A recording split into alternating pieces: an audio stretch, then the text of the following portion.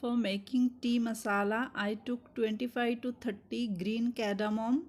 Next, I took 20 to 25 peppercorn, 15 to 20 cloves, 2 star anise, and a black cardamom, small piece of nutmeg. Put all these things into a tawa. Now turn on the flame and put the tawa over low heat. Roast the masala. Shake the tawa. Masala should not burn but roast evenly.